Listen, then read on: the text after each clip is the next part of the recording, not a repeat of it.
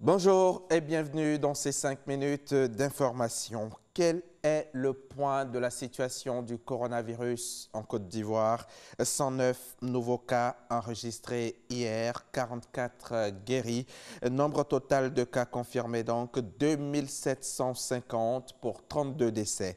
Comme chaque soir, le ministère de la Santé a publié ces chiffres hier au micro de nos reporters. On continue d'insister sur le respect des mesures barrières, notamment le lavage des mains et la distanciation physique. Dans cette crise sanitaire, de nombreuses entreprises paient le prix fort, notamment des PME qui étouffent quasiment. Anoblé Félix a décidé d'en visiter quelques-unes. Le ministre de la Promotion des PME est allé recueillir leurs préoccupations et les assurer du soutien global du gouvernement dans la survie de leurs activités. Et parce que, notons-le, c'est 200 milliards de francs CFA que l'État alloue comme fonds de garantie et de soutien aux petites et moyennes entreprises. Le reportage de Jean-Marc Djedji. Le ministre Félix Anoblé au chevet des petites et moyennes entreprises PME en cette période de crise sanitaire due à la pandémie du coronavirus. À Marcory, le ministre de la Promotion des PME s'est entretenu avec Nina Elisabeth, propriétaire d'une entreprise de vente de vêtements. Opératrice économique depuis plus de 5 ans dans le secteur de l'import-export et de la mode vestimentaire, son activité peine à décoller. La cause, la fermeture des frontières, mesure préventive du gouvernement face à la propagation de la Covid-19. Elle espère un retour rapide à la normale. Depuis la pandémie, c'est un peu difficile parce que là, d'abord, je voyage pour ramener les vêtements. Je ne peux plus voyager. Mon dernier voyage, je l'ai fait en novembre. Quand on nous aide à nous installer, je me dis que si j'étais mieux installée, j'allais pouvoir mieux prendre des dispositions.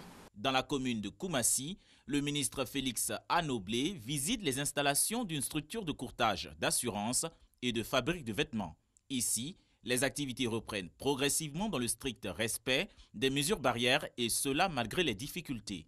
La responsable se dit satisfaite de la visite du ministre. Merci vraiment à monsieur le ministre qui nous visite pour nous montrer encore son soutien. Au niveau de l'assurance, je peux dire que oui, c'est aussi un frein parce que les clients, étant méfiants aujourd'hui, attendent de quoi manger, c'est-à-dire qu'ils demandent mais qu'est-ce qu'on peut avoir demain?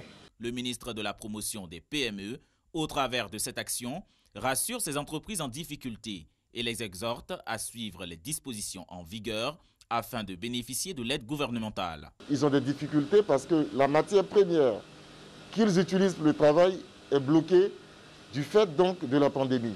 Nous sommes venus donc constater tout ça et puis leur dire que l'État a mis en place un dispositif pour les accompagner, qui sont appelés donc à s'inscrire sur la plateforme donc des PME.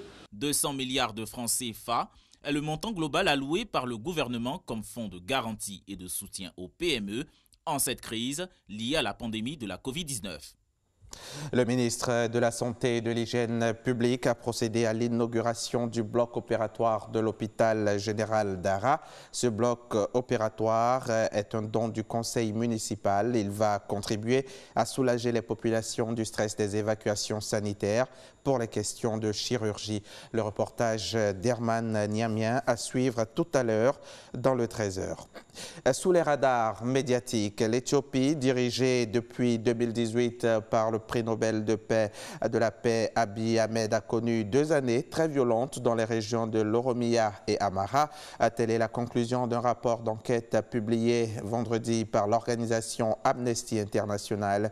Il détaille les exactions et les crimes commis contre les populations de ces 2 régions troublées. Et il trace les contours d'une sale guerre menée sur des bases ethniques avec la complicité ou la participation directe des forces armées fédérales. Un couvre-feu a été décrété hier vendredi à Minneapolis, aux États-Unis, où le policier impliqué dans la mort de George Floyd, cet Américain noir dont le décès a ravivé les plaies raciales des États-Unis, a été arrêté et inculpé d'homicide involontaire après plusieurs jours d'émeutes. Le calme semble revenu, mais la mobilisation contre le racisme reste forte et des manifestations ont eu lieu dans tout le pays. « Je suis noir et j'ai le droit de vivre », répète la foule. Aux États-Unis toujours, comme annoncé, Donald Trump a annoncé de nouvelles sanctions contre la Chine, l'accusant une nouvelle fois d'être responsable des milliers de morts de la Covid-19. Il annonce également la révocation du statut spécial de Hong Kong auprès des États-Unis après l'adoption par Pékin de la loi controversée sur la sécurité nationale. Selon le président américain, la Chine prétend protéger la sécurité nationale, mais la vérité, c'est que Hong Kong était une société libre, sûre et prospère. La décision de Pékin est donc un retour en arrière. Elle renforce la mainmise du système sécuritaire chinois sur ce qui était jusque-là un bastion de liberté. La menace couvait depuis plusieurs semaines déjà. Lors d'un discours sur la Chine, le président américain a accusé une nouvelle fois l'Organisation mondiale de la santé d'avoir joué un rôle dans la propagation de la pandémie de coronavirus et de ne pas avoir prévenu les autres pays à temps. Donald Trump retire donc son pays des contributeurs à l'OMS, soit 15% du budget de l'organisation.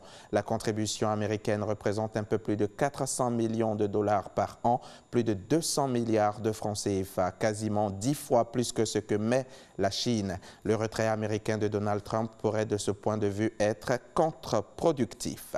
Fin de ce flash, on se retrouve à 13h pour le point complet de l'actualité.